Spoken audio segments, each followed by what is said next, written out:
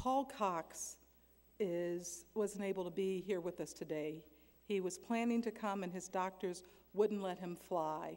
And so he wanted to introduce his film. And so here goes. I was conscious of Vincent Van Gogh already as a child. There was a birthday calendar on the toilet door with 12 of his paintings. They fascinated me throughout the years. April was my favorite month, not only because I was born in April and my name was written in fine calligraphy, but also because it featured Vincent's sunflowers. One day, my mother told me about Vincent's life, that he was not only a great painter, but also a great writer, that he was a passionate, loving man who was oh so human. I remember very clearly how she wanted me to know and feel him. She became quite emotional talking about Vincent. Throughout the years, I learned that many people go mad because they are alone and they are sensitive. They need human warmth and care. They also need beauty and love. The lasting power of this film proves the fact that the world has a conscience. Vincent's legacy shows us that this conscience cannot be bribed. Vincent believed that life is given to us to become richer in spirit. Together with Nijinsky, he haunts our collective subconscious. Both men were seekers of that white light, seekers of the truth, capable of expressing their feelings rather than their thoughts, and both of them were called madmen in our world of insanity. All of us will be dead in another 70 years or so. Maybe a few vegetarians will still struggle. Haskell. But the bulk of us, some 6 billion human beings as we now have it, will be gone. What will have been the point if our brief stay on this earth is starved of love, dignity, and tenderness towards our fellow travelers?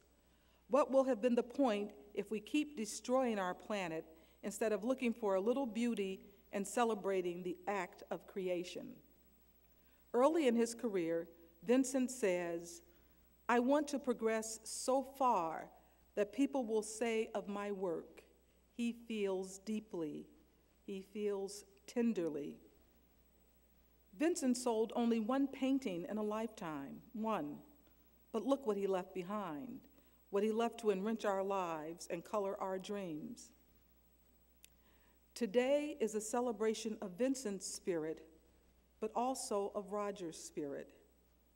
He saw To Music and invited the film for the festival. Then, only a few weeks ago, decided to show Vincent, and then, of course, I wanted to come to hug this most wonderful man one more time.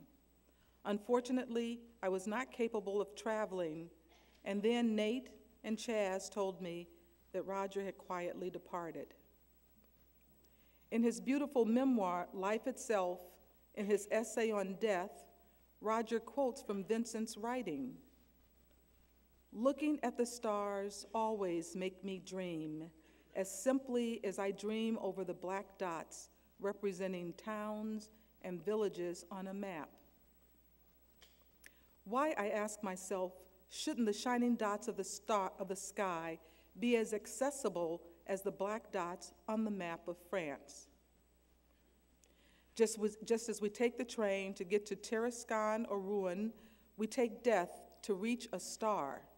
We cannot get to a star while we're alive, any more than we can take the train when we are dead.